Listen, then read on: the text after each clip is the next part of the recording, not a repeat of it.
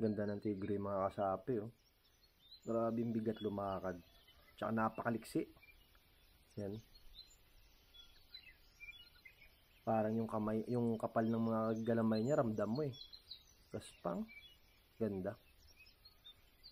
So ilalaban natin to mga kasapi sa isang alaga natin na maganda din. So yung ilalaban natin sa kanya mga kasapi, medyo mahaba sa kanya ng konti. Kasi siya naman ay makapal. So nasa kanya yung kapal na puntos. So abangan nyo mga kasapi kasi papipiliin ko kayo kung saan kayo dito. At yung tamang makakapili, magbibigay ako ng new white devil load 2.0 natin sa maswerteng kasapi na makakapili. So ipapakita ko sa inyo yung isa. Teka, kukunin ko yung isang kalaban niya.